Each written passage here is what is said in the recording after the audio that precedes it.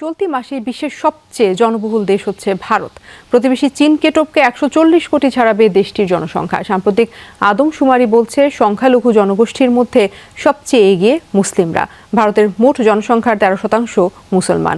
গেল দু দশকেই বেড়েছে মুসলিমদের সন্তান জন্মদানের হারও। সবশেষ জরিপ অনুসারে ভারতে মুসলিম জনসংখ্যা 20,70,00,000-এরও বেশি, যা মোট জনসংখ্যার 13%। কয়েকদিনের মধ্যে বিশ্বের সর্বোচ্চ জনতার দেশ হতে যাচ্ছে ভারত।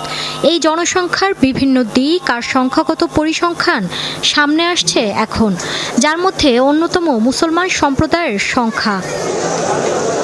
আদমশুমারি অনুযায়ী দেশটির সর্বোচ্চ মুসলিমের বসবাস উত্তরপ্রদেশে, যা কিনা কট্টর হিন্দু অধ্যুষিত রাজ্য।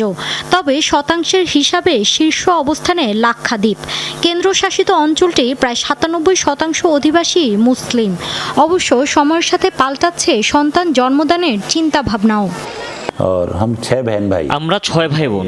বাবা ছিলেন রেলওয়ে কর্মকর্তা। তার স্বল্প বেতনে সবার লেখাপড়া তো দূরের ব্যাপার, খাবার ঠিকভাবে জুটতো না। তাই বড় দুই ভাই ব্যবসা শুরু করে ছোটদের পড়িয়েছি।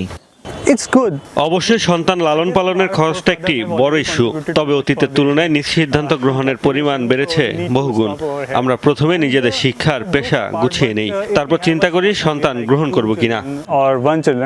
বিশেষজ্ঞরা বলছেন, হিন্দু রাজ্যগুলোয় মুসলিমদের সংখ্যা বেশি হলেও আধুনিক চিন্তাভাবনা ঘটাচ্ছে প্রসার। জন্ম নিয়ন্ত্রণকে বর্তমানে অপরাধ হিসেবে গণ্য করা হচ্ছে না, বরং আর্থিক অবস্থাকেই দেয়া হয় গুরুত্ব। একটি সন্তান থাকাটাই অনেক বড় সৌভাগ্য।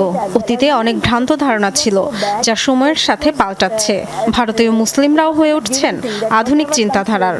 বর্তমানে জন্ম নিয়ন্ত্রণের অনেক পন্থা রয়েছে, সুতরাং কোনো অপরাধ বোধের সুযোগ নেই। বাড়তি জনসংখ্যাকে কিভাবে দক্ষ জনশক্তিতে রূপান্তর করা যায় সেটির উপর গুরুত্ব আরোপ করছে রাজ্য সরকাররা। উত্তরপ্রদেশ প্রচারণা চালাচ্ছে 2টি সন্তান ভালো হয়, একটি হলে মন্দ নয় স্লোগান। কিছু জায়গায় পরিবার ছোট রাখার বিনিময়ে দেয়া হচ্ছে সরকারি সুযোগ সুবিধা, এমনকি চাকরিতে আবেদনের সুযোগও। মৌলি ইসলাম, যমুনা নিউজ।